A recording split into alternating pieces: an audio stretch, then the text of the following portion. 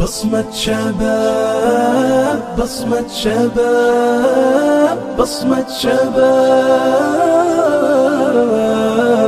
بصمة شباب سنحطم اليأس المدمر بالرجاء ونمد جسر الحب بالأشواق.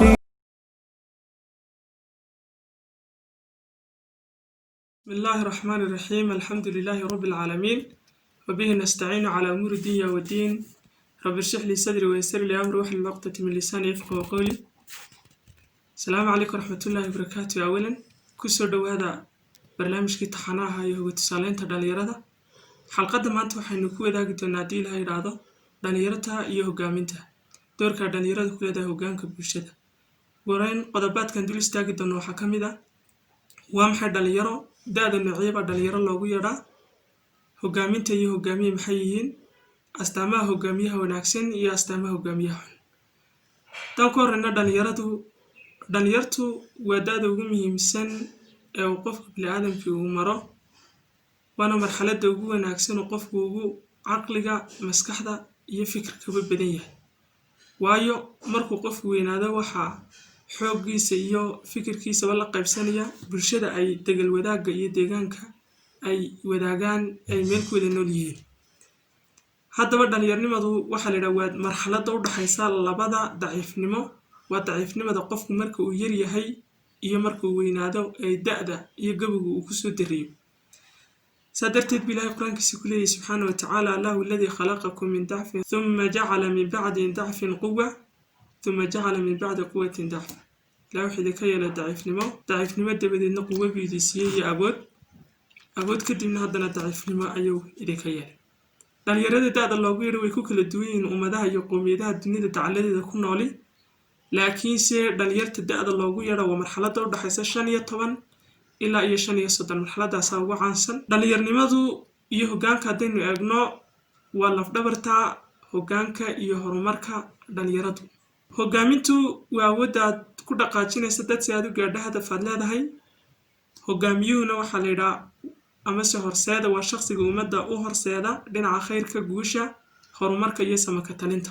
Hogaamintu aad iyo aad bay muhiim ugu tahay bulshada, waayo waxaa lagu tilmaamaa ummad bilaa hogaamiyeyihi waa sida jir bilaa madaxa. Waxay hogaamintu u tahay bulshada sida uu madaxu u yahay jirka intiisa kale. Waxaynu ognahay in jir bilaa madaxii aanu noolaan karin. Hogaaminta waxaa lagu tusaaleeyaa sida bulsho ama dad socdaala oo soconaya isla markaana saaran doon si ay markaasi u gaadhaan meesha ay u socdaan. Dadkaasi waxaa laga maarmaanaya inay helaan naaquuriye ku wanaagsan wadista doonyaha isla markaana daacad u ah.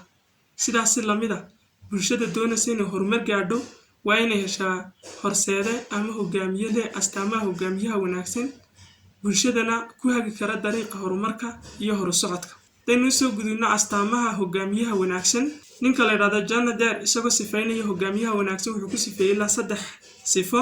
Hogaamiyaha wanaagsan waa mid mutawaadica buu yidhi. Hogaamiyaha wanaagsan waa mid ixtiraam badan oo dadkuna ay isagana ixtiraamaan. Hogaamiyaha wanaagsan waa shaqsi aragti dheer leh oo meelo dheer ka fikira. Horseedaha wanaagsan waa qof ka shaqeeya danaha dadka kale ayuu yidhi. Kuwaasi waa sifada uu siiyey John Deere, laakiin aynu soo qaadana dhowr sifo oo hogaamiyaha wanaagsan leeyahay kuwooda ugu caansan. Hogaamiyaha wanaagsan waa mid dulqaad leh oo u adkaysanaya xaaladaha iyo marba duruufaha ee ku soo kordhan noloshiisa. Hogaamiyaha wanaagsan waa mid amarka deeqsi, shaqsi ay ku adag tahay waxbixinta iyo iska horreysiinta gacantu marnaba hogaamiye ma noqon karo, sababtoo ah waxaa jira dad aan ku hoggaansameyn ilaa afka wax loo gasho oo wax la siiyo. Qodobka saddexaad ee lagu garto horseedaha wanaagsan waa caqli badan iyo garasho sare. Waa inuu yeeshaa garaad sare hogaamiyuhu si uu kala sooco dhacdooyinka mudnaantooda iyo sida ay u kala mudan yihiin, waxa ka dhalan kara iyo jawaabta ku habboon si loo xalliyo. Qodobka afraad waa inuu yeeshaa karti iyo markaasi waxqabad.